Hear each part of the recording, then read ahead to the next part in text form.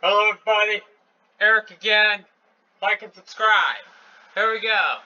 Let's read about the Weird Al Show. The Weird Al Show is an American television show hosted by Weird Al Yankovic, produced in association with Dick Clark Productions, and taped at NBC Studios. It aired on Saturday mornings on CBS. The show ran for one season from September 13th to December 6, 1997, with reruns airing until September 26, 1998. The show was released on DVD on August 15, 2006. The show is framed as a show within a show, with Yankovic starring as himself, living in an underground home while working as a television show host. It uses a combination of live-action skits with numerous guests, animated shorts, and musical performances by Yankovic and other guest bands. CBS had greenlit the show from Yankovic seeking content for its required educational, informative programming block, and primarily similarly to Pee-wee's Playhouse. Because of this, Yankovic and his writers struggled with developing content appropriate for children's programming that met CBS's expectations while still within Yankovic's form of visual and adult humor. Synopsis. Each episode starts with the narrator, Billy Wass, introducing today's lesson to the viewers. Then Al is in a common situation in his cave dwelling that he addresses to the viewers. Afterward, he watches a TV displaying parody shows and commercials that are related to the day's show. Most of the time, Al's friend, Bobby, the inquisitive boy, stops by and asks him a question. In turn, Al plays him an old-fashioned educational film with the original dialogue replaced to help answer his question. Sometimes the show features an animated cartoon called Fatman, which is about Weird Al as a fat superhero. At the end of the show, there is a commercial parody followed by a band performing a song. Sometimes Al reveals today's lesson before closing out the show.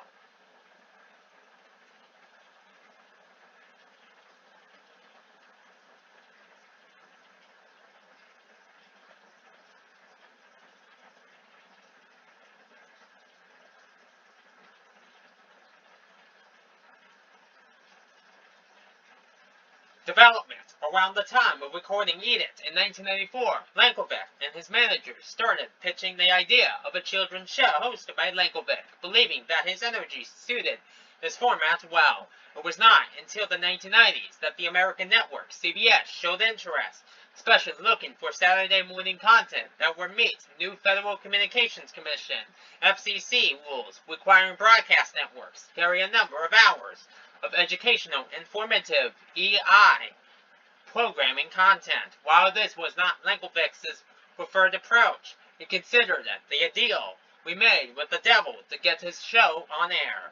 Director Peyton Reed was brought to the show through his wife, who worked in a music video production company that had done some of Yankovic's music videos, and was hired by CBS to produce the show. The show had been pitched to Reed as similar to Pee-wee's Playhouse, but to have a more subversive humor that followed Yankovic's style of comedy. CBS brought in Wayne White, the production designer for Pee-wee's Playhouse, to construct the set for the Weird Al Show. For casting, Yankovic used a combination of previous actors he collaborated with, such as Judy Tenuta, and casting calls for others. Filming was done in NBC Studios in Burbank, California, in the same sound stage used by The Tonight Show, starring Johnny Carson, and down the hall from the recording of The Tonight Show with Jay Leno. As Yankovic had difficulty in getting guests, he had sometimes tried to ask Leno's guests to appear on his show while they were waiting backstage. He had approached and scared Drew Carey's appearance this way. Writing for the show was challenged due to the EI expectations demanded by CBS. CBS, through producer Dick Clark, frequently demanded changes to some of the visual humor written by Yankovic and the writing staff, fearing it was imitable behavior for children watching, and which limited how much visual comedy they could use. CBS also demanded a moral for each episode, and insisted that the moral had to be stated clearly at the start of each episode. To get around this, Lenkelbeck brought in voice actor Billy Wax to scream out the moral at the very start of the episode, and then let the episode continue as they wanted.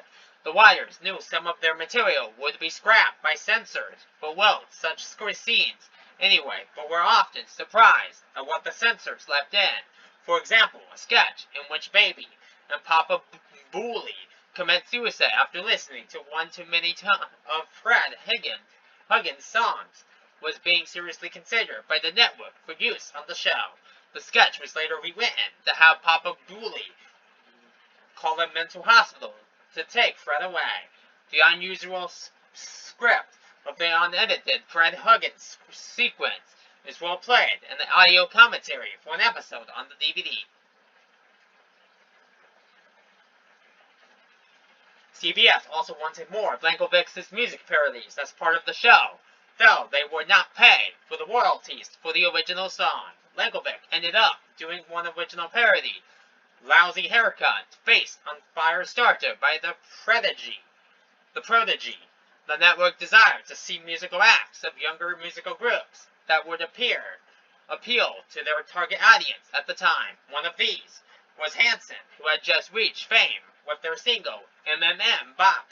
From this, Lenkelbeck and the band members developed a camaraderie that continued long after the show, with Lenkelbeck helping to direct some of their later videos. The show also featured the first television broadcast of the Bare Naked Ladies, though Lenkelbeck was surprised that the network allowed them to use the band's full name at the time. The show was canceled after one season.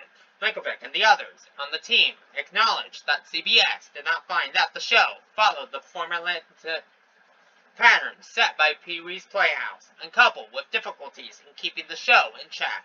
Opted to cancel it. Lenkelbeck and others on the production found in retrospect that working on the show was far too stressful and not the vision of what they wanted it to be. For the show's DVD commentary, much of the commentary ended up being directed at the issues they had with CBS in producing the show. Undeveloped material. The series contains many Star Wars references, and Lenkelbeck planned a segment in which he claimed to have played Luke Skywalker's annoying younger brother in scenes cut from the original Star Wars film. According to Lenkelbeck, he planned to show actual scenes from Star Wars with me green screen into them, seamlessly interacting with the characters. Of course, he had to get clearances from everybody before CBS would agree to let us shoot it. In the end, George Lucas signed off on it, and Sir Alec Guinness signed off on it, but Mark Hamill would not agree to let us use any footage with him in it. So unfortunately, the whole bit had to be scrapped.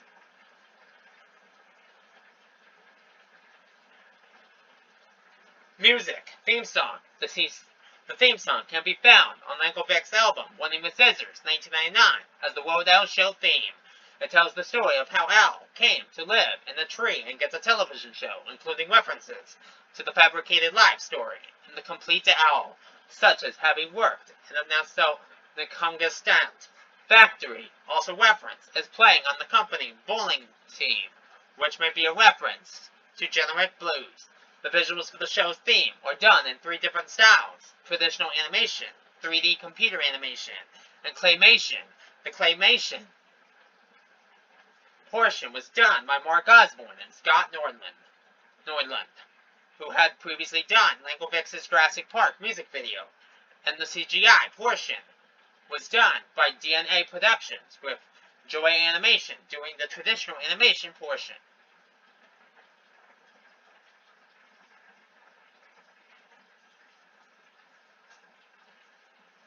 Bite Me. After the end credits of each case, when the Booker Productions logo flashes on the screen repeatedly, a 3-second version of the Bite Me track can be heard. Bite Me originally appeared as a 6-second long hidden track on the CD version of Weird Al Yankovic's 1992 album, Off the Deep End. The track appeared after 10 minutes of the final track, You Don't Love Me Anymore. The track was included as a parody of Nirvana's hidden track on the album, Nevermind, but also to scare listeners into turning off the CD.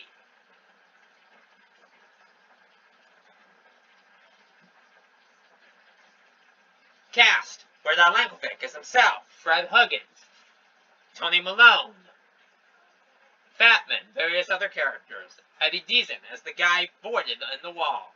Donovan Freeberg as Baby Bully. Dan Freeberg as Papa Bully. J.B. Toppersmith. Gary Leroy Gray as Bobby the Inquisitive Boy. Brian Hawley as the Hooded Avenger. Harvey the Wonder Hamster as himself. Ed Monkears as Varna the Squamish Cook. Paula J. Parker as Val Brentworth. Gail Spy. Patricia Place as Mrs. Fiesemeyer. Patrick Plotnick as Uncle Ralphie. Judy Tenuta as Madame Judy the Puscheck. Daniel Weeks as Al's fictional cousin, Corky. Billy West as the show's announcer, voice of Harvey, the Wonder Hamster, and Batman's shorts. Mary and Nick Lankovic, Al's real-life parents, as themselves. Gad Watanabe's character, Cooney, also appeared in Lankovic's film, UHF, David Bowe, Victoria Jackson, Kevin McCarthy, and Emo Phillips, who also were in the film, made cameos on the show.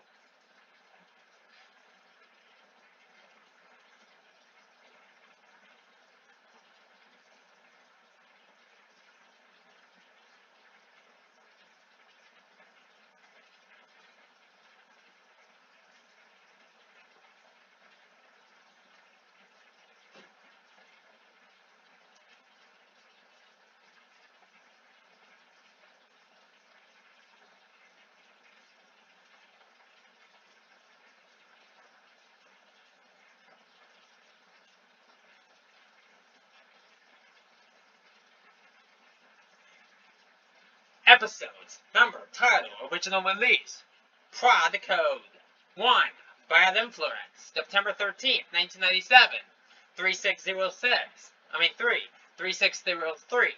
Al meets a new friend named Spike, who has a way Moby Cool club, and Spike tells Al that he has to whip off one pant leg, stick his arms in chocolate syrup, and shave off his white eyebrow to be able to join the club.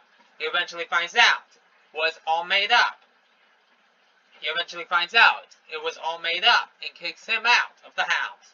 Guest appearance, Downtown Julie Brown as fashion reporter, Patton Oswalt as Seymour, Kevin Wiseman as Spike, and Bare Naked Ladies as Musical Gas. 2. Promises, September 20th, 1997. 3604. Al lies to his friends about being buddies with John Tesh. So in order to raise the $82 million appearance, $82,000 appearance, Tesh changes he doesn't infomercials to sell worthless junk. Eventually, all his customers want a refund, including Tesh himself. Guest appearances, Mike Levy as himself, Tony Little as himself, Juan Pupel as himself, and John Tesh as himself. 3. Mining Accident, September 27th, 1997. 3602. Some coal miners break through Al's house and has to learn to make friends with them. Guest appearances, David Bowe as Miner, Clarence Clements as Miner, David Lander as Miner, Michael McKean as Miner, Emo Phillips' voice as Sloan Meester, and Martha Quinn as Woman in Commercial. 4. Back to School, October 4th, 1997. 3605. Al decides he wants to become smarter, and Sue regrets it. Guest appearances, Bill Mumby as Delivery Guy, Alex Trebek as himself, and Gad Watanabe as Cooney. Watanabe previously played this role on UHF. 5. Time Machine, October 11th, 1997. 3609. Al forgets to Harvey the Wonder Hamster a present on his birthday, so he uses his new invention to go back in time and get Harvey a present. Al forgets to get Harvey the Wonder Hamster a present on his birthday, so he uses his new invention to go back in time and get Harvey a present.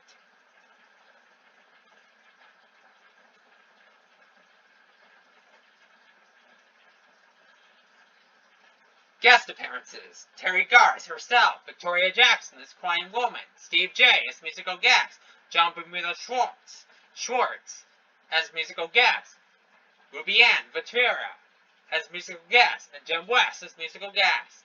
6. One for the Record Books, October 18th, 1997. 3606. Harvey the Wonder Hamster gets radioactive and grows to 4 times the size of Al, becoming the world's biggest hamster on Earth and getting put in the Guinness Book of World Records. Al becomes jealous and tries to make himself a world record.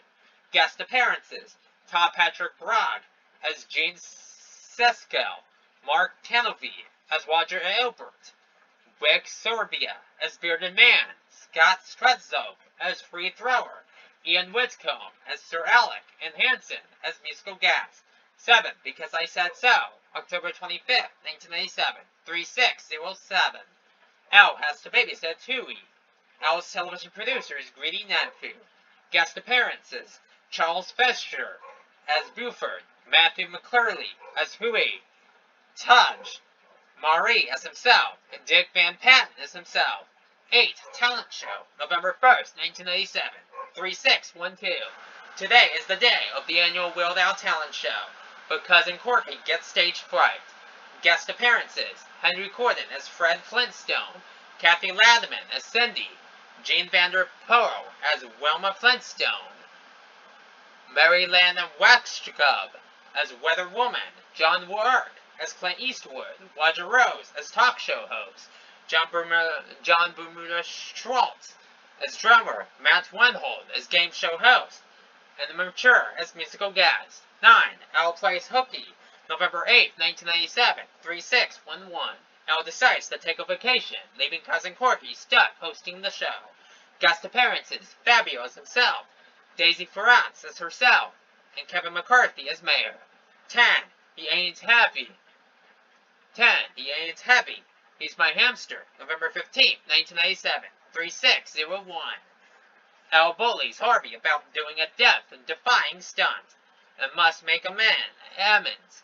According to the DVD commentary, this was originally intended to be the debut, hence containing exposition for characters and segments that seem out of place on what turned out to be the 10th aired episode.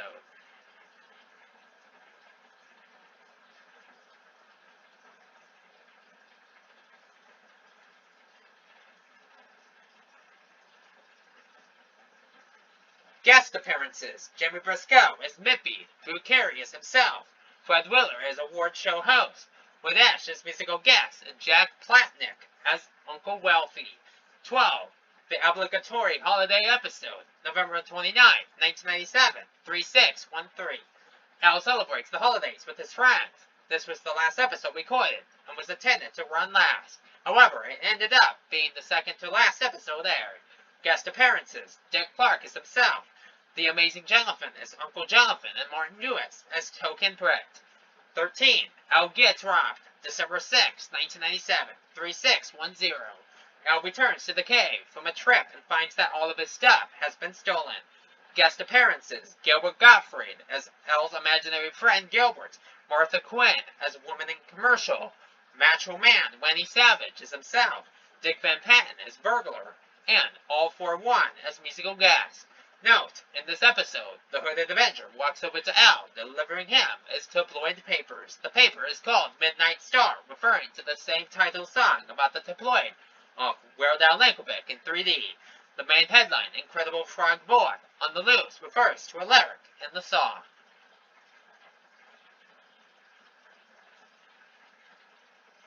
Home Media, The Weird Al Show, the complete series, was released on August 15, 2006 by Shout Factory.